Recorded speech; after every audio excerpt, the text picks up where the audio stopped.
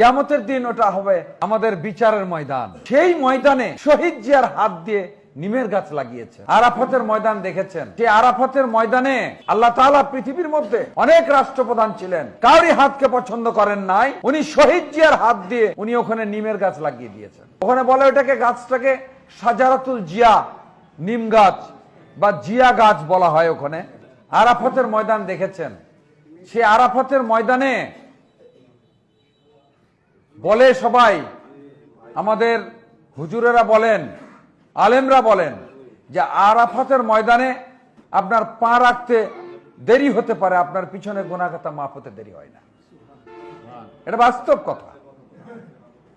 আবার দেখেন, সেই আরাফাতের ময়দানে আল্লাহ তাআলা পৃথিবীর মধ্যে অনেক রাষ্ট্রপ্রধান ছিলেন, কাউরি হাতকে পছন্দ করেন নাই, উনি শহীদ জিয়ার হাত দিয়ে উনি ওখানে নিমের গাছ লাগিয়ে দিয়েছেন।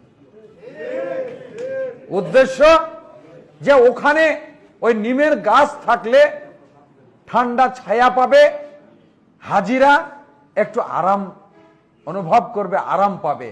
এই জন্য সেখানে নিমের গাছ লাগিয়ে দিয়েছেন। ওখানে বলে ওটাকে গাছটাকে সাজারাতুল জিয়া, নিম গাছ বা জিয়া গাছ বলা হয় ওখানে।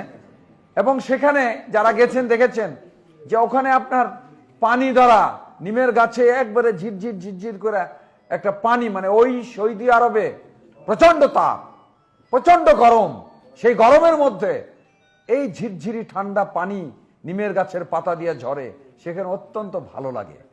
এরকম একটা অবস্থা। তো হাজিরা একটু শান্তি অনুভব করে, আল্লাহ তাআলা এই ব্যবস্থা করে দিয়েছেন সেখানে। এবং ওই ময়দানে বলছে কি যে কিয়ামতের দিন ওটা হবে আমাদের বিচারের ময়দান। কি ঠিক আছে না? বিচারের ময়দান হবে। সেই ময়দানে শহীদ জিয়ার হাত দিয়ে নিমের গাছ লাগিয়েছেন। তার মানে আল্লাহ তাআলার রহমত আছে শহীদ জিয়ার উপরে, তার হাতকে আল্লাহ তাআলা পছন্দ করেন। সেই হাত দিয়ে বিএনপির দল তৈরি, তাহলে এই দলের উপর আল্লাহর রহমত আছে। যার কারণে তো আওয়ামী লীগ 15 বছর 17 বছর ধরে এই দলকে, শহীদ জিয়ার পরিবারকে বাংলাদেশের মাটি থেকে মুছে দেওয়ার চেষ্টা করেছেন, কিন্তু পারে নাই। কি কথা ঠিক আছে না? এখনো দল শক্তিশালী দল হিসাবেই বাংলাদেশে প্রতিষ্ঠিত। কি ঠিক আছে না? শহীদ জিয়া এই বাংলাদেশে যখন দায়িত্ব নেন, তখন কিন্তু বাংলাদেশ একটা দুর্ভিক্ষ কবলিত দেশ ছিল। মুজিব সরকার